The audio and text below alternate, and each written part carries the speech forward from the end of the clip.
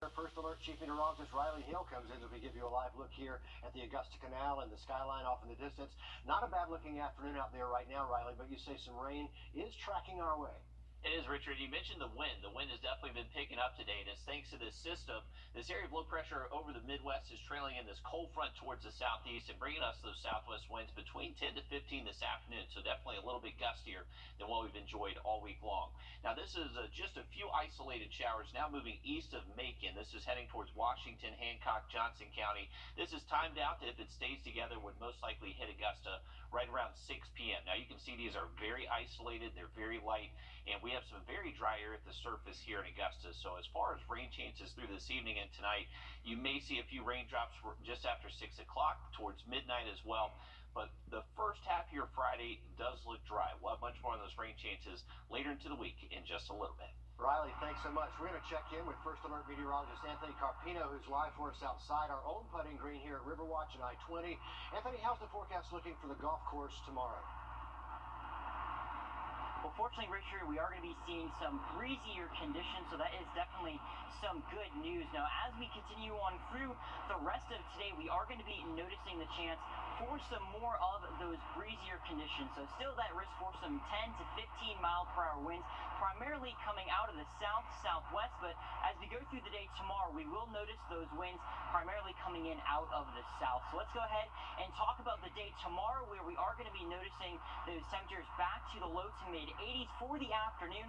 There is a risk for a few showers as we continue on through the rest of tomorrow afternoon. That shower risk is going to be just a little bit greater than what we'll see today. Let's pull out the map and talk about, as we go through the rest of this evening, the chance for a few scattered showers, and then we will notice those chances for rain continuing as we go through portions of tomorrow and possibly lingering into the weekend. Riley's going to have much more on that coming up in a few minutes. Guys, back to you. Maybe a bit of a game changer out of Augusta National. Anthony, thanks so much. Getting to the other news of the day, today is the first day many COVID restrictions in Georgia are being lifted. Governor Kemp signing that executive order back in March to ease the rules and allow for more people just to get together.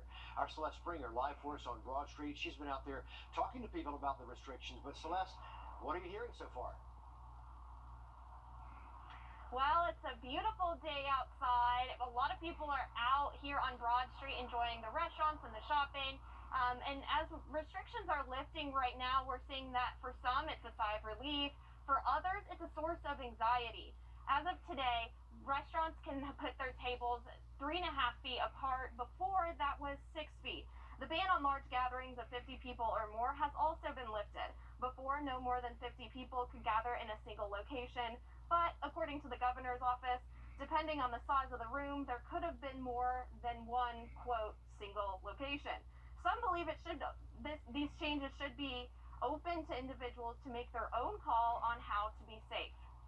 I'm going to have to protect myself. And if I think I need to put on a mask, then I'm going to put it on. But if it's crowded and it's a place I want to be, if there's a group of people in there I want to be with, I'll assess the situation, I'll carry my mask, and I'll use it or I'll not use it based on that.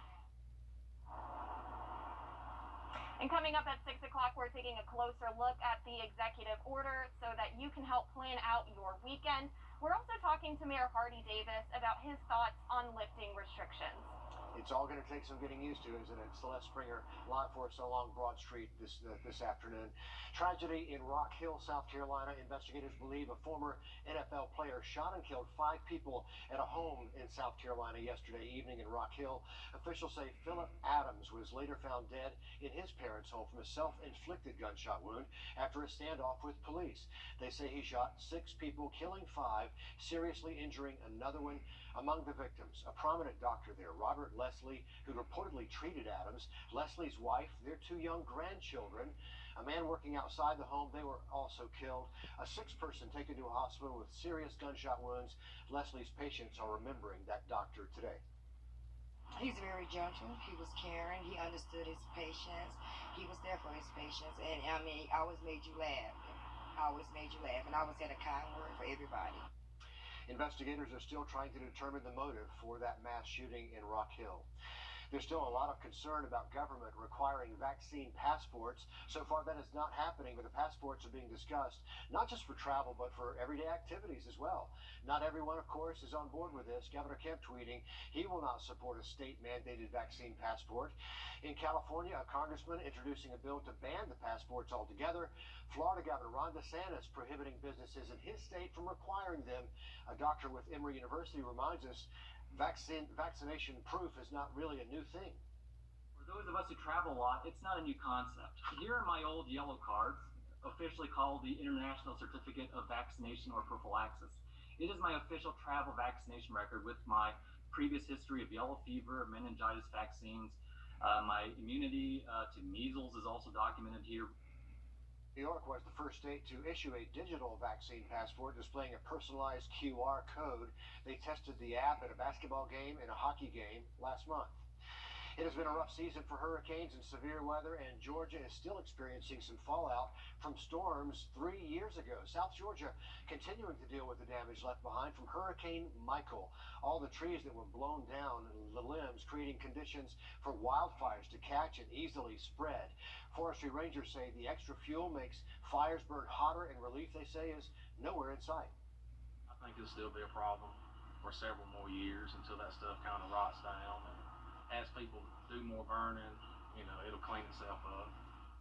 So he's warning people in South Georgia to be safe about burning any of that debris this season. They do need a permit. They need hand tools and a garden hose nearby. They need to stay with that fire till it's out. And always, for the rest of us, keep an eye on those weather conditions when you're burning.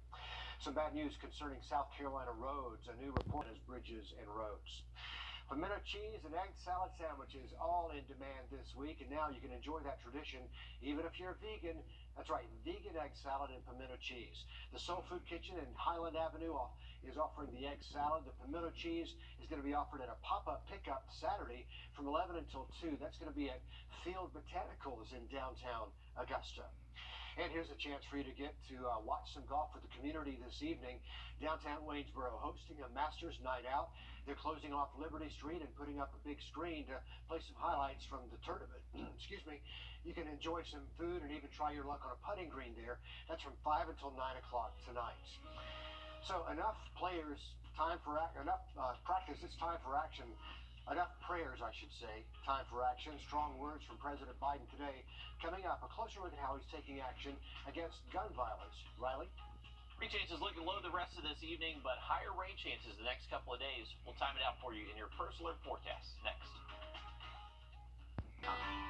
Today, President Biden is taking action on his own in order to curb gun violence. It comes after a few weeks of several high-profile mass shootings in Georgia, Colorado, and just yesterday, South Carolina. But the president's moves face opposition from Republicans and gun rights advocates.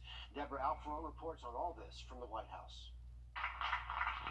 President Joe Biden laid out a series of executive actions he's taking to enact new gun safety measures. Gun violence in this country is an epidemic, and it's an international embarrassment. Today's actions include orders for the Justice Department to draft red flag legislation that states can model to keep guns out of the hands of people facing mental health issues.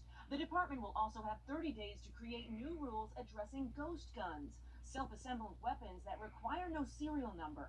And President Biden wants a 60-day review of how stabilizing braces for pistols are regulated. Real people on both sides of the aisle want action. The White House is also calling on Congress to act, starting with 2 background check bills that the House has already passed. Both bills face Republican opposition in the evenly divided Senate. But in a statement released Thursday, GOP Senator Pat Toomey said, "If done in a manner that respects the rights of law-abiding citizens, I believe there is an opportunity to strengthen our background check system." They've offered plenty of thoughts and prayers, members of Congress, but they've passed not a single new federal law to reduce gun violence. The president is also nominating David Chipman to lead the Bureau of Alcohol, Tobacco, Firearms, and Explosives. Chipman is a former ATF agent. He's also been a gun control advisor to the organization set up by former Arizona Congresswoman Gabby Giffords. She survived a deadly mass shooting 10 years ago. Deborah Alfarone, CBS News, the White House. The president also calling on Congress to pass an assault weapons ban. In a statement, the top House Republican, Kevin McCarthy, says his caucus will strongly oppose the president's actions, which he calls an infringement on the right to bear arms. All right, let's talk weather now as the golf tournament is underway over on Washington Road, and we check in with First Alert Chief Meteorologist Riley Hale. Riley, what do you got? We are currently tracking a few very isolated showers just south and west of Augusta, currently on Doppler Max radar. This is just some tiny showers, folks. They're moving fairly quickly, 35 miles an hour towards the northeast. So if we time that out for us here in Augusta, if these hold together, maybe you see a raindrop or two right after 6 o'clock, but not looking like a huge deal for most of us. Now, all this is thanks to a much broader system that's now starting to impact the Midwest and trailing down this cold front that is going to continue working our way into Friday and especially Saturday as well. Now, through this evening up until around midnight, there's your isolated shower chance, not much with it. I would say most of us do look fairly dry through this evening into tonight. And the first half of your Friday still does look dry. We'll most likely wake up with some low-level clouds, maybe even some patchy dense fog in our usual problem areas. Now, as we heat up throughout the day on Friday, we'll most likely see a few showers, maybe even a few thunderstorms pop. The coverage-wise on Friday looks to be fairly scattered, so not everybody will see rain Friday. There could be a number of spots that just stay completely dry. We'll just be tracking these showers and storms bubbling up into the afternoon and lasting into Friday night.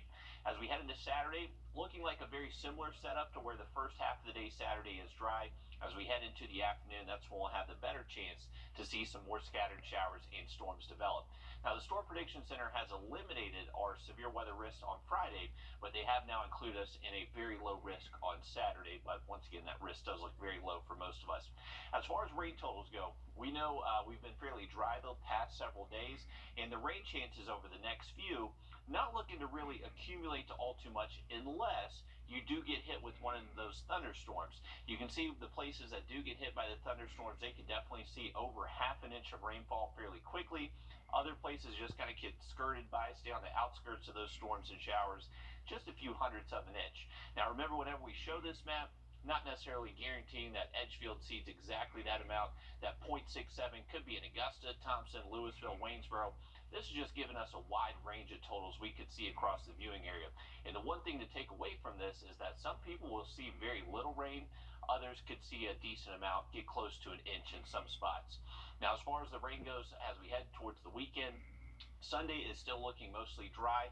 That front that finally moves through Saturday night into Sunday morning, looking a little bit slower than anticipated, but as far as rain chances go Sunday, they do look fairly low for us.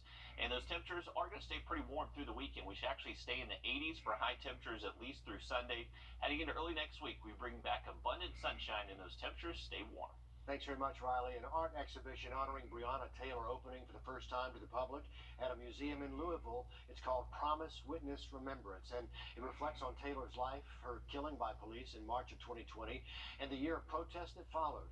The curator says the exhibition came together as a collaboration between Taylor's family and community members.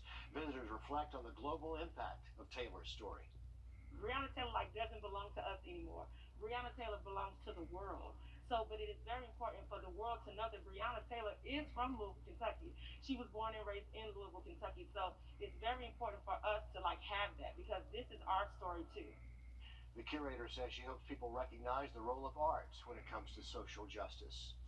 You may be going to restaurants less often right now, which might mean trying some new things at home. How to cook the perfect steak easily when we get back. Young Sheldon, or stream anytime on CBS. In the pandemic, you might be spending more time at home and in the kitchen. It might be maybe even learning how to cook some new dishes. But even if you're an accomplished home chef, kitchen gadgets can make the chore a whole lot easier. Jamie Tucker shows us a tech gadget that's gaining a lot of fans. One of the most difficult things for a cook is to get a steak precisely medium rare. But a technique used by chefs around the world finally made its way into home kitchens. It's called sous vide, and this is a sous vide cooker. Sous vide is a technique simply cooking with water, not boiling, cooking. The Anova Precision Cooker is a sous vide machine. Here's how it works. The Anova circulates the water at a temperature you choose, and the app makes it easy to do with pork, beef, chicken, or fish. I found this recipe for salmon, which says the perfect temperature for a moist, tender, and flaky fillet is 120 degrees, and that it should cook at the temperature for 45 minutes. The salmon, whatever you're cooking, goes into a sealed bag. Innova has a vacuum sealer, but you can use any Ziploc plastic bag with the air removed. Then you simply place the bag into the water, and it'll cook at precisely that temperature. No overcooking. You can even control the cooker away from home using the Innova app. I've used it for salmon, chicken, and these huge steaks that would be nearly impossible to get medium rare. Once time is up, the steak was completely cooked to medium rare. I tossed it onto a cast iron griddle for a sear and used a torch to sear the sides. The salmon, after 45 minutes at 120, was a perfect 120 degrees. I've been using sous vide for over a year, and everything I've cooked has turned out perfect. It couldn't be easier to become a great cook and amaze your friends. That's What the Tech. I'm Jamie Tucker. Did you see that? Jamie has a torch. What the tech, Jamie? Steakhouses have been using sous vide for years. The cookers range in price starting around $100. Riley Hale's familiar with the sous vide. This is all news to me. This is why I come to work, Riley, to learn new things. I haven't tested it personally, but I've had a few people in my family try it out, and they love it. So, hey, give it a try. Cook a great steak out there. Beautiful afternoon for most of us. We are tracking a few isolated showers. We'll have an update on that next. What's trending in your area? All right, let's take a look at your community calendar. We have this Sunday, the Hole in One Music Fest. It's part of the Mayor's Masters Reception. It's from 3 to 9, and there will be live virtual performances, and you can register online. So that sounds like a lot of fun there, Sunday between 3 to 9. Here's a current look at Doppler Max radar, just showing a few isolated showers currently moving between Sparta and Sandersville in our western counties. This is still at least about an hour, hour and a half away from Augusta, but you can see not much there, folks. If we do see any rain at all in Augusta, most likely just be a few raindrops later this evening. Better rain chances Saturday into Sunday, or excuse me, Friday into Saturday. Sunday does look mostly dry for us, maybe a few morning showers there.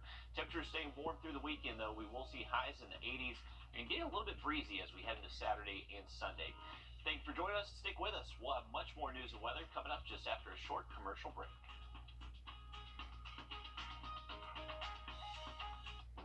The number